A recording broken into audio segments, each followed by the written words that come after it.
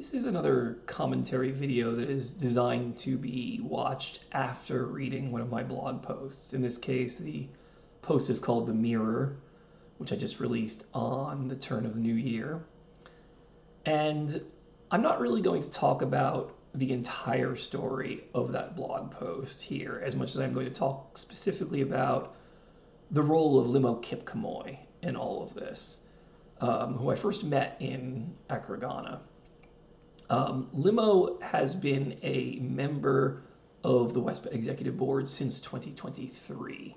He was elected to the board at the World Championship in Vegas, which happened in July, I believe, of that year. And then he was just recently reelected at this tournament, the World Championship in Accra, Ghana. And Limo is from Kenya. I believe he might actually be the president of the Kenyan National Scrabble Association, too. But the timing of this is kind of interesting. Now, I want to be clear from the outset here that I have absolutely no bones to pick with Limo. As far as I am concerned, he has behaved not just very well so far, but has actually gone out of his way to be helpful to me. I still think there's a lot left to be seen in terms of what Limo's behavior and handling of the situation is going to be in the future, but I have zero problems with him at this point. And I furthermore think that even though his attempts to help me in Ghana did not succeed entirely in the ways that he and I might have liked, he did actually do me some big favors in terms of not just trying to advocate on my behalf, but also in terms of giving me a little more of a view into the inside of the WESPA board and the machinations within that board. So I want to be clear about the timing of this. This is important because I first gave all of my documents related to NASPA banning me for 3 years and all the accusations that my accusers made and all my answers to them and all the evidence that was submitted in all directions to the WESPA board in June of 2023, in the time leading up to the World Championship. So it was the case that Limo was not yet on the board of WESPA, and he would not have been privy to those early emails, including when I emailed the entire set of documents to WESPA. And at the time, those documents were not yet public on the internet. I did not put all those documents up on that blog post called The Conspiracy until after that point. But what happened was I had a limited amount of interaction, which I discuss in this blog post called The Obstructionists, with the WESPA board in June of that year of 2023. And pretty much the entirety of it was WESPA was refusing to handle my appeal. Keep in mind, Chris Lipe was still the president of WESPA at this point. And the exact rationale for refusing to handle it was because they couldn't step in until after NASPA finished their appeal process. And I complained about this to them, and I pointed out that it was pretty obvious that NASPA was intentionally keeping me in purgatory, that they were refusing to handle my appeal. They had never given me a rationale for why they suspended me in the first place, and they weren't even answering my appeal. And I believe there's a good chance they never would have. And the reason is because in my appeal document, I called out not just the lies of my accusers, but the fact that NASPA had been hiding documents from me and all the wrong and unethical things NASPA had done in handling my case. And NASPA had no good defense to this. So they didn't even want to answer my appeal because they had no way to excuse their behavior. And furthermore, they had no way to give a justification for banning me without themselves risking defaming me. And that is essentially what happened, as I talked about much later on. Finally, NASPA handled my appeal of the thing and gave me their supposed rationale for suspending me. So this isn't just their rationale in response to my appeal. They've given me no rationale in response to the original suspension, and it's only now, as they're answering the appeal, they're deigning to even give me what their rationale supposedly was the first time around. And quite simply, as I've talked about in some recent things as well, that moment where NASPA actually gave me that answer to that appeal, which was a year after they'd originally suspended me, actually ended up possibly being played with a place where NASPA crossed the line into actually defaming me and possibly could have made themselves defendants in a defamation lawsuit. But anyway, the point is that after all that happened, this is already when the new WESPA Board had come into place. They came into place in July 2023 when the World Championship happened in Vegas. So Limo was now on the board. And he was on the board when I brought all of this stuff back to the WESPA Board in late 2023.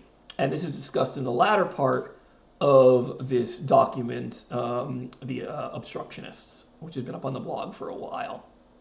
And you'll notice, too, there is a link to the Obstructionists late in the new post of the Mirror, and it's actually got an anchor, so it jumps right to this part of the Obstructionist where it's talking about their later handling of my appeal after NASPA's actually finished my appeal, which is in about October 2023 going on to January 2024.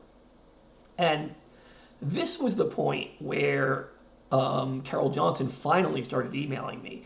Other people on the board had told me a half a year earlier when I talked to them the first time that she was my contact person, but she had been completely non-existent, never emailed me once, was completely incommunicado. And only now, almost half a year later, was she communicating with me.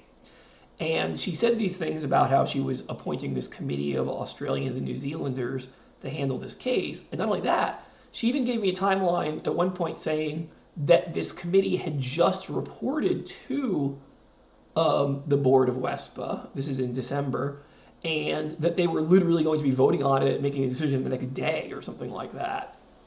And then I hear nothing from her for 5 days. And then I hear from her daughter that she's been in a car accident, and I hear from the board that Lukeman is my new contact person. And even though I had previously heard that this committee had already made recommendations to the WESPA Board and they were literally about to decide on it, Lukeman never said anything about this committee.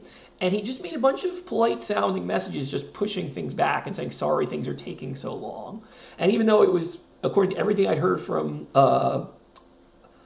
Carol, that they were literally about to make a decision based on this committee, the whole thing dragged out for almost a whole other month into January. And Lukeman didn't give me any new insight into the process, any kind of transparency about what was going on. And then his final message to me was to say they never had the right to handle my appeal in the first place because of some stupid constitutional argument. And this is just completely inconsistent with everything they've done before, right? They literally told me half a year earlier, we have to wait until NASPA is done with this to handle the appeal. And then they said, we've appointed this other committee to look at this objectively. This other committee has reported to WESPA. We are about to make a decision and get back to you. And then all of a sudden, half a year after this started, from June until now January of 2024, I suddenly hear, oh, we never had the right to handle your appeal in the first place. And it's bullshit. And I wasn't happy with this. And let's be clear, Lukeman was my contact person. He was not one of the leaders of the WESPA Board at that time, but he was the messenger. And I'm not sure how much he believed in what they were doing, but reading between the lines from other conversations I had with Lukeman later, I know that Lukeman was unhappy with the leadership of Chris Leip and Jason Boersma and Carol. And he did tell me later that he wanted to have my situation reheard once he was WESPA president. But a funny thing happened. Limo was really the person who helped orchestrate an attempt to get me into the World Championship in Accra at the last minute. He actually reached out to me, having read some of my blog or videos and knowing that I was in town, knowing that I was always playing this tournament, and he tried to broker a conversation between me and Chris Leip. And it seemed to me that when he first reached out to me, this is in the couple days leading up to the World Championship starting in Accra, Ghana, that Limo was optimistic that with a conversation between me and Chris, we could not only make some peace, but that there was actually a path to possibly getting me to be able to play in the World Championship. Now, I told Limo I was very happy to meet with Chris Lipe and talk to him, but I didn't share his optimism about anything particularly good coming of that conversation with Chris Lipe. And I think experience proved me right. It ended up being just a waste of time in a lot of ways. But that was not Limo's fault. I appreciate him trying. And Limo continued to stay involved with this in other ways, and he did also sit in on this conversation that Lukeman and I had. And I will say that while he sat in on it, he didn't participate that much, but he seemed to pretty much agree with and find a lot of what Lukeman saying was reasonable, or at least gave that suggestion in terms of his body language and reactions. But I will also say he didn't have the full context of the previous conversations that Lukeman and I had, and the way that Lukeman in that conversation was really going back on a lot of the things he had said to me in previous conversations. Nonetheless, again, I don't consider any of this to be Limo's fault, and I felt like he was doing the best he could to handle the situation rationally. But there was one thing I was kind of shocked by in all of this, despite the positiveness of my interactions with Limo. And that was that in talking to him a few times casually outside of those meetings, I learned that he didn't have a lot of the basic knowledge of what happened in my case, of the accusations against me and my responses to it. And the thing is, I get it that, like, he was not part of the committee when I first submitted all these documents, but when I re-upped and went back to the board in late 2023 to try to get them to actually handle the appeal now that NASPA had finished their appeal, I had already at this point made all these documents that I had originally submitted to the Scrabble Associations public. They were now out there on that blog post called The Conspiracy. And I very much emailed the new board at that time, which included Limo, saying, I trust you all have the documents I already sent you back in June, but by the way, if you don't, you can go to this website. All of those documents are also posted there. But it seems to me that Limo never actually looked at the documents, and he was part of the WESPA board that actually agreed to withhold justice from me, to agree to not actually handle my appeal. So again, I'm not saying it's all his fault, but it's the fact is that, like, he bought into whatever they were doing without ever looking at the details of my case. And who knows how many other people on the board bought into it without ever looking at the details of my case. I feel like I never got due diligence from the WESPA board in terms of actually seeing the facts of how not only my accuser had wronged me, but how NASPA had wronged me too. And instead, I got this board with maybe half the people on it, who knows how many, not even knowing what was going on, and just letting the abusive people who were trying to cover their own asses on the board get away with their shit. But here's the thing. I did talk to Limo late in the time he was in Ghana, and I will say, like, he was actually doing his job working remotely at the same time as he was handling some Scrabble was there, and he wasn't playing in the tournament, and he did have to leave a few days early, so he didn't have full time to put into this while we were talking. But while I still had some FaceTime with him, I wanted to express this a little bit. I knew he had records of all the old WESPA emails. They might be available on their Yahoo group or whatever it is. So he was able to look back at a lot of this stuff. And I specifically wanted him to look back at this time in late 2023 and find out, you know, what was with this board of Australians and New Zealanders, this other committee that was formed. Did that actually exist? Because I've poked around a few places and asked a few other people who are knowledgeable about Scrabble politics. I've never gotten a single name of who was on this committee. And I don't even know if this committee actually existed, or if Carol was even telling the other members of the board the same thing she was telling me. So I just wanted to inquire with Limo and say, hey, I'm not even asking him to, like, help turn over anything. I'm just asking him about the historical record here. Like, was what Carol was saying to me in those emails consistent with what she was saying to the board? Did the board know about this committee of Australians and New Zealanders? Were they given anything by them, right? And just in making this sort of polite inquiry about what the process was and whether things were transparent to the board itself, Limo's first response to me to all this was, "Hi, Dave. With a new committee in place, I will move that a team be formed to investigate this matter impartially. Also, he sent me that message one day before I sent the email to Lukeman that started out this most recent post to the Mirror. So there was no issue of me starting to escalate with Lukeman or the board yet.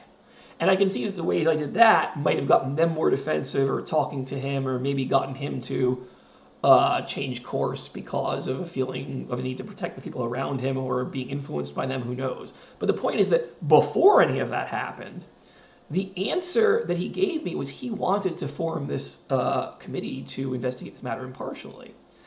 Now, if you were in my shoes, how would you interpret Limo's words?